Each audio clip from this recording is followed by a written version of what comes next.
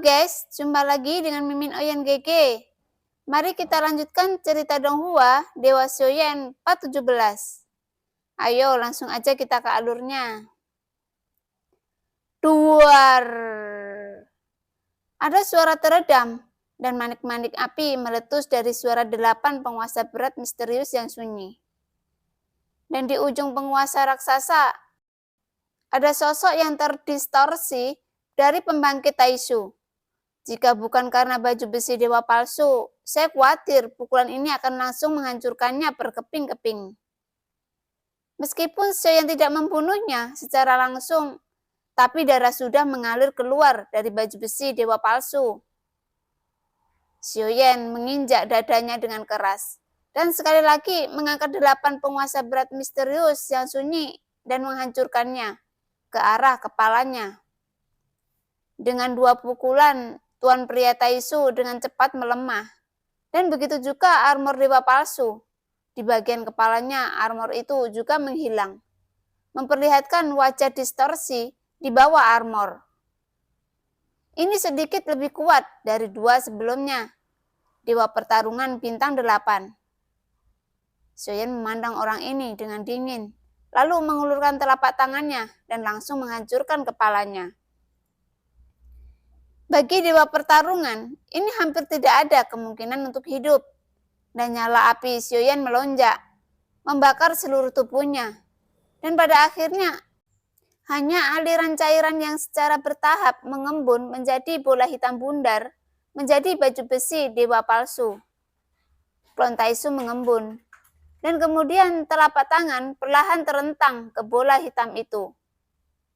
Dan pada saat menyentuh, bola hitam berubah menjadi cairan dan dengan cepat naik untuk menyesuaikan ulang ke klon Taishu. Tepatnya, itu bukan untuk berkumpul kembali, tetapi untuk menangkap armor dewa palsu dari pembangkit tenaga Taishu itu. Ketika Xiaoyan menatap lengannya, nomornya berubah lagi, 841. Untuk mengilustrasikan masalah ini, selama armor dewa palsu adalah orang yang terlalu palsu. Dan mereka jelas dapat digantikan pemiliknya. Hanya saja alis Xiaoyan sedikit berkerut saat ini, karena dia tidak merasakan jiwa orang Taishu terlalu lemah. Seolah-olah dia tidak memiliki jiwa, tetapi Xiaoyan merasa ada yang tidak beres. Tubuhnya mulai hancur, apa itu juga dihancurkan oleh serangannya. Sialan, aku ceroboh. Xiaoyan memarahi dirinya sendiri, tidak bisa mengendalikan emosinya. Dan yang terpenting adalah mengkhawatirkan keadaan yang akan berubah nanti. Jadi keputusan Xiaoyan terlalu menentukan. Dia tidak pernah berpikir bahwa jiwanya tidak bisa ditinggalkan. Dengan ini, tidak ada cara untuk mendapatkan lebih banyak informasi melalui pencarian jiwa. Tetapi Xiaoyan telah menemukan ide-ide baru untuk saat ini. Saya melihat Xiaoyan tumpang tindih dengan klon Taishu dalam sekejap, dan keduanya bergabung bersama. Dan baju besi dewa palsu langsung menutupi seluruh tubuh Xiaoyan. Dan pikiran Xiaoyan bergerak, dan dia menemukan bahwa masih ada banyak penyimpanan di baju besi dewa palsu ini. Pada saat ini, pikiran Xiaoyan bergerak, dan dia melihat lengannya mengalir seperti cairan, dan sebuah tombak panjang perlahan mengembun di tangannya. Dan tombak ini adalah senjata ampuh yang digunakan pria Taishu dan Xiaoyan saat bertarung sebelumnya. Melihat tombak di tangannya, Xiaoyan mengangkat alisnya sedikit. Dengan tombak itu, mungkin rencananya bisa berjalan lebih lancar. Yuan apakah ada orang lain yang terlalu kuat di lantai ini? Xiaoyan langsung bertanya pada permaisuri. Permaisuri berhenti sejenak, seolah-olah dia telah membuka mata dewa. Dia melihat ke seluruh lingkungan dan kemudian sedikit mengangguk. Ya, ada seseorang yang pergi dari lantai 7 ke lantai 8. Aku bisa membiarkan dia menghindarimu. Sekarang kondisimu tidak terlalu baik, jadi tidak perlu terus bertarung saat ini. Suri berkata kepada Xiaoyan perlahan dan dengan penuh pertimbangan. Tidak, jawab Xiaoyan. Lebih baik biarkan dia bertemu denganku. Xiaoyan berkata dengan tergesa-gesa. Permaisuri sedikit terkejut. Tiba-tiba Permaisuri menatap Xiaoyan sejenak. Dan kemudian dia menyadari apa yang dipikirkan Xiaoyan. Melihat mata Permaisuri, Xiaoyan tidak bisa menahan senyum pahit. Tidak peduli apakah Permaisuri atau wanita lain. Tidak ada satupun dari gadis-gadis ini untuk menghormatimu dan memiliki pemikiran cerdas. Sebaiknya Permaisuri memiliki pikiran yang cerdas dan halus, seolah-olah dia dapat dengan cepat memperoleh wawasan tentang banyak hal. Oke, selir ini milik suamiku. Permaisuri mengangguk. Kata-katanya lembut dan menawan. Pada saat ini, Xiaoyan tidak berlari, tetapi langsung menemukan ruang terbuka untuk duduk dan mengeluarkan buah maruo. Xiaoyan telah menghabiskan banyak energi dalam pertempuran sekarang, dan bahkan menghabiskan semua ki asal di tubuhnya. Kali ini adalah kesempatan besar bagi Xiaoyan untuk berkultivasi. Setelah dengan putus asa berjuang keras, selain Xiaoyan ingin secara pribadi memecahkan seseorang yang terlalu palsu, ada juga pertempuran untuk meningkatkan kemampuan pertempuran. Dewa membutuhkan banyak pertempuran yang kuat untuk merangsang dirinya sendiri, dan hanya dengan cara ini, Xiaoyan berkembang dengan cepat. Fondasi Origin Ki yang lambat akan terus menanjak. Satu demi satu, buah maruo terus ditelan oleh Xiaoyan. Pada saat ini, Origin Ki murni di tubuh Xiaoyan juga meletus. Latar belakang sesuai dengan kecepatan saat ini. Tidak akan memakan banyak waktu untuk meningkatkannya. Itu dapat menembus hingga 1,3 miliar dalam waktu singkat. Dan ketika sumber Ki, Xiaoyan telah menembus hingga 1,4 miliar, dia akan menerobos ke tahap akhir Dewa Pertempuran Bintang 9. Tampaknya keabadian semakin dekat. Itulah tujuan akhir Xiaoyan dari perjalanan ini. Setidaknya ketika saya melihat sekarang, sepertinya tidak terlalu jauh dari kejangkauan itu lagi. Pada saat yang sama, di lantai 7, ada sosok yang terlihat sedikit malu. Sialan, sepertinya tidak bisa mengejar. Sosok yang kesepian adalah Senju, yang ditinggalkan oleh Xiaoyan lebih awal. Tetapi selain Senju, sekarang ada satu lagi, yaitu melihat Yoshio, yang menuju ke seberkas cahaya di lantai 8. Xiaoyan bahkan tidak menoleh ke belakang ketika dia pergi, bahkan tidak memandangnya dan langsung meninggalkannya. Yoshio sudah menemukan cara untuk memohon belas kasihan atau menipu Xiaoyan. Melihat Taiking yang masih hidup belum lama ini, dia tiba-tiba dimusnahkan oleh Xiaoyan karena suatu alasan. Ini menyebabkan bayangan psikologis yang hebat di hatinya, bahkan siap untuk mati. Dia merasa bahwa nasibnya akan sama dengan Taiking, tetapi dia tidak menyangka bahwa dia akan tiba-tiba bebas saat ini. Itu datang begitu tiba-tiba sehingga dia tidak bisa bereaksi saat ini. Tapi tidak seperti Senju. Yoshio hanya merasa bahwa dia adalah sisa hidupnya dan dia tidak punya niat untuk mencari Xiaoyan. Di matanya, Xiaoyan adalah iblis yang terlihat lembut dan anggun, tetapi bisa membuka darah di setiap saat monster dengan mulut besar. Berbicara tentang rubah yang licik, Yoshio sama sekali tidak bisa memahami Xiaoyan. Karena sampai sekarang dia masih tidak mengerti apa kesalahan Taiking sehingga Xiaoyan langsung membunuhnya. Aku selamat. Secara keseluruhan, aku tidak bisa melangkah lebih jauh. Kan aku harus mencari tempat untuk bersembunyi. Aku tidak ingin warisan sialan ini. Yoshio memarahi dirinya sendiri dan kemudian dengan hati-hati menghilang ke dalam kabut abu-abu. Dia memiliki ambisi sebelumnya dan berencana untuk melihat warisan Raja Iblis Tianhe. Dia bahkan pernah bertengkar dengan Xiaoyan. Sekarang dia mengingat kematian tragis Taiking dan dia menghela nafas lega di hatinya. Dan tugas yang sangat sederhana, itu benar-benar omong kosong. Istana Pemburu Dewa dan aku hampir membuat Tuan Muda menderita kerugian besar.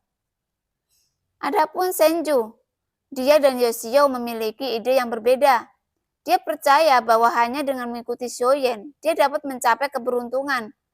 Tentu saja, lebih banyak dari dia yang berpikir bahwa perjalanan ini akan memiliki peluang lebih baik untuk bertahan hidup bersama Xiaoyan. Namun, Jelas bahwa Senju tidak bisa lagi mengikuti langkah Xiaoyan, dan alasan mengapa Xiaoyan juga menyingkirkan Yoshio saat ini adalah wajar, karena dia tidak lagi ingin orang luar mengikutinya. Ini buah maruo terakhir. Aku akan melihat apakah itu bisa menebus ke tahap akhir dari Dewa Bintang 9. Xiaoyan bergumam dalam hatinya. Dan Xiaoyan melihat buah maruo yang memancarkan energi iblis dan origin ki murni di tangannya. Dan matanya sedikit menyipit. Jika orang-orang abadi itu tahu bahwa mereka dikalahkan oleh seseorang yang benar-benar bekerja sangat keras untuk menerobos ke tahap akhir dari Dewa Pertempuran Bintang 9, saya khawatir diperkirakan mereka akan marah dan mengejarnya hidup-hidup. Saat ini, origin ki Xiaoyan telah menebus 1,3 miliar.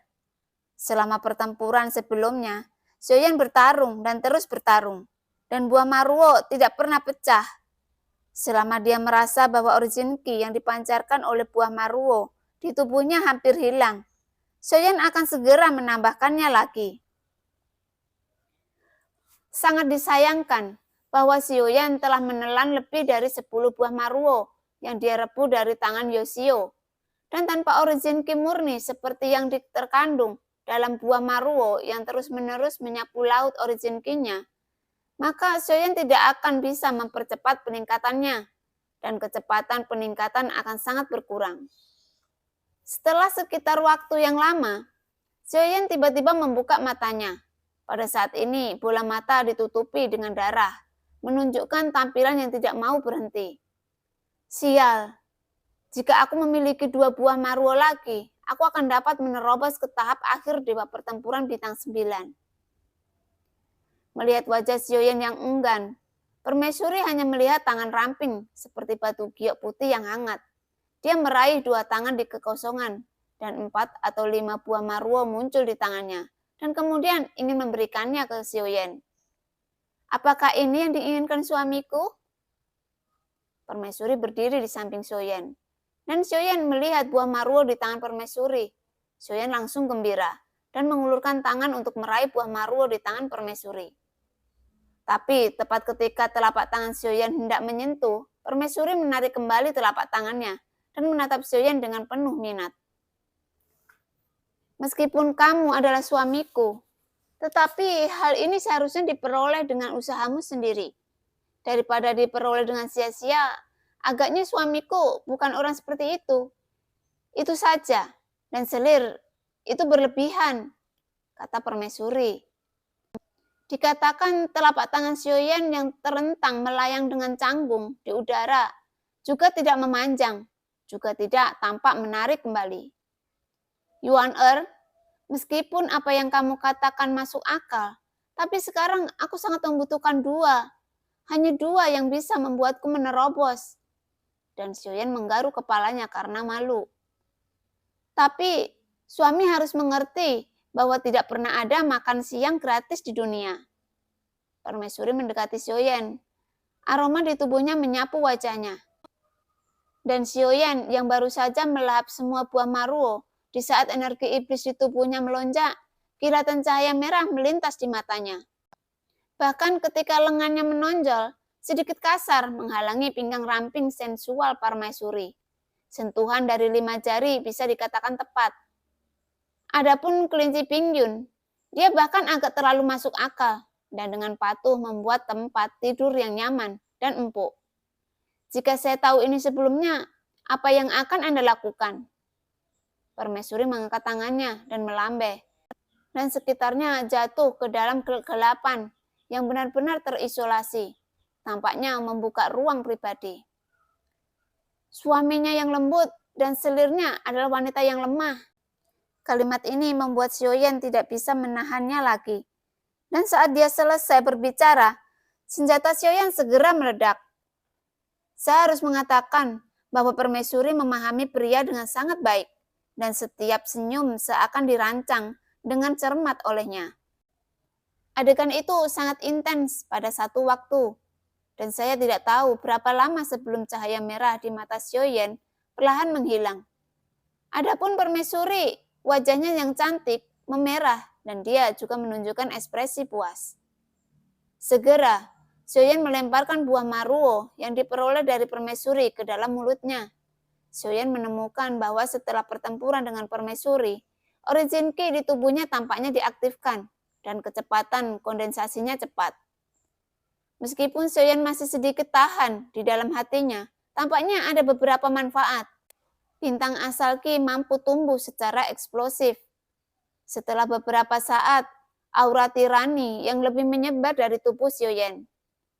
Tidak mengherankan, kekuatan dewa ini telah berhasil menembus ke tahap akhir dewa 9 bintang dengan 1,4 miliar Qi asal. Dan setelah menembus tahap akhir dewa pertarungan 9 bintang, gelombang origin Qi di dalam tubuh tidak berhenti di situ, tetapi terus melonjak meningkatnya. Setelah beberapa lama, Xiaoyan menghela nafas lega. 1,5 miliar. Xiaoyan menunjukkan senyum puas di wajahnya. Sepertinya dia tidak jauh dari puncak dewa 9 bintang. Dan jika dia ingin menerobos, dia akan abadi. Setelah melakukan beberapa penyesuaian, Xiaoyan berdiri. Bisakah orang yang terlalu kuat mencapai lantai 8? Xiaoyan bertanya pada permaisuri. Dan permaisuri sedikit mengangguk dan masih memilih pakaian saat ini. Meskipun dia mengenakan gaun tule, kelangsingannya terlihat samar-samar. Aku bisa melihatnya. Jadi semua yang dikenakan permaisuri dapat dikatakan agar dilihat oleh Xiaoyan.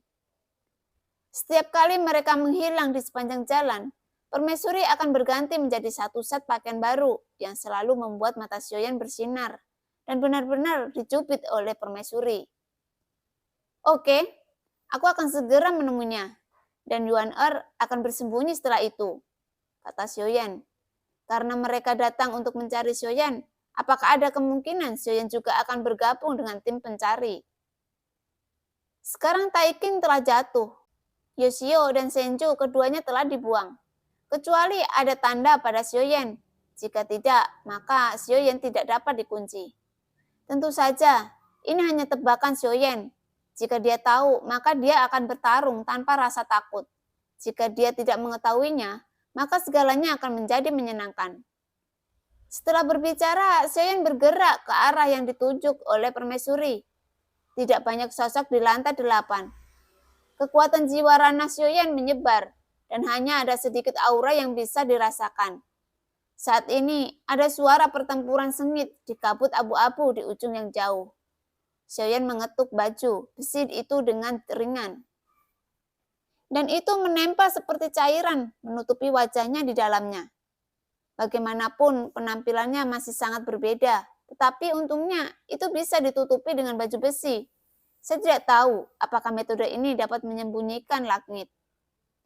Di ujung yang jauh, Xiaoyan melihat sosok dengan baju besi dewa palsu yang sama dengannya. Pada saat ini, sosoknya tersapu dengan keras dan menabrak sosok lain. Dan itu adalah 2 orang yang bertarung melawannya, dan kekuatan mereka adalah langkah keempat. Di bawah pengepungan keduanya, tampaknya pembangkit tenaga listrik Taisu tidak akan dapat menyelesaikan mereka berdua untuk sementara waktu. Tetapi Xiaoyan bisa melihat itu. Pembangkit tenaga listrik Taisu ini tidak menggunakan kekuatan yang sebenarnya. Lagi pula, berurusan dengan langkah keempat tidak cukup untuk membuatnya benar-benar serius. Itu bisa dilihat dari pembangkit tenaga listrik Taisu yang bertarung melawan Xiaoyan. Jika dia serius, dia bahkan mungkin gemetar pada langkah ke-6. Xiaoyan berdiri dengan tenang, tidak jauh darinya. Seolah-olah dia tidak punya niat untuk berpartisipasi dalam pertempuran. Tetapi segera, tatapan pria kuat Taisu itu berbalik ke arah Xiaoyan.